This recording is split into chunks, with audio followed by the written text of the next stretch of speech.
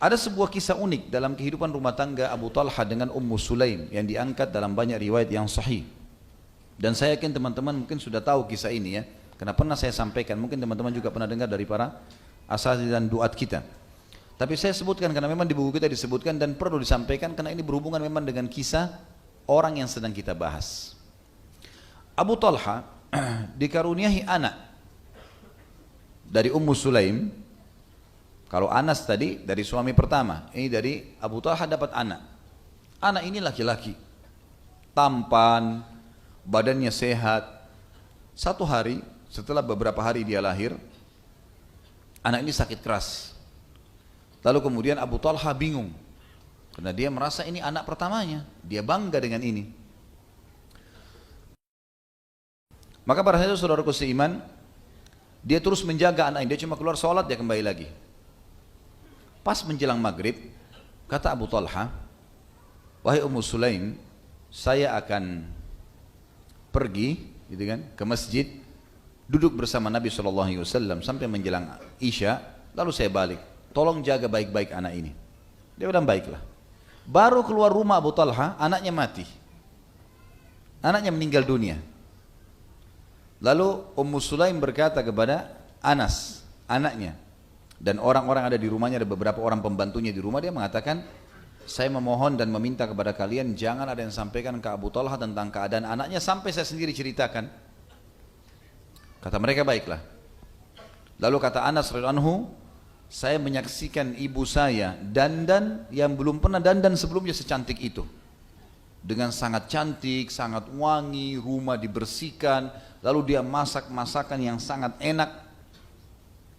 Sambil menunggu Abu Talha balik. Sambil menunggu Abu Talha balik. Habis Isya, Abu Talha balik. Ummu Sulaim yang merupakan ibunya anak itu, biasanya ibu-ibu perempuan lebih banyak terkena perasaan. Tapi lihat bagaimana dia melakukan ini karena keimanannya. Maka Ummu Sulaim radhiyallahu anha langsung menyambut istrinya depan pintu, suaminya depan pintu, diajak ke tempat makan, makan sampai kenyang, lalu kemudian dia menggoda suaminya, lalu kemudian terjadi hubungan biologis.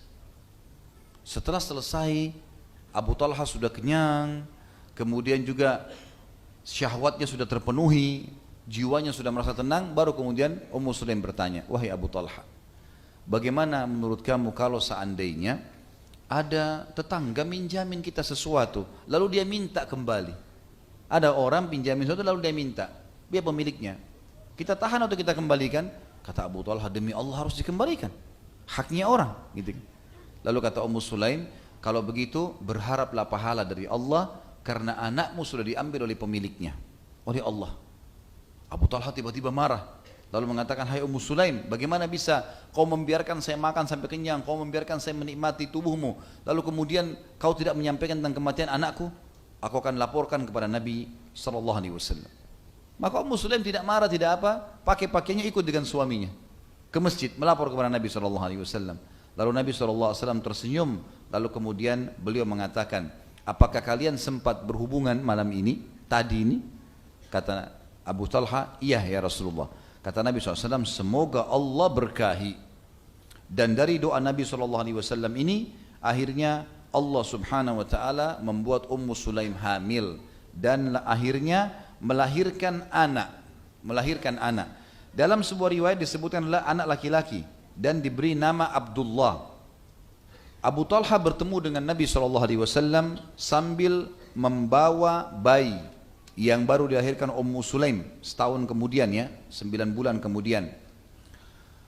Lalu kemudian kata Abu Talha, aku meletakkan,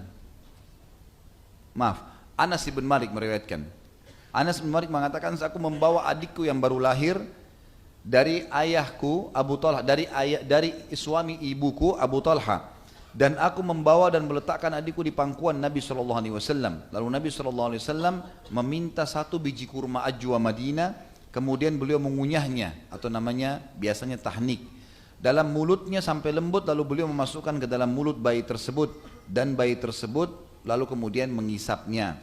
Maka Rasulullah SAW bersabda, lihatlah bagaimana orang-orang Ansar sangat menyukai kurma.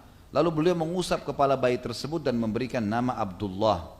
Seorang laki-laki Ansar berkata, aku melihat Abdullah ini mempunyai 9 orang anak, seluruhnya hafal Al-Quran karena berkah daripada perbuatan Ummu Sulaim.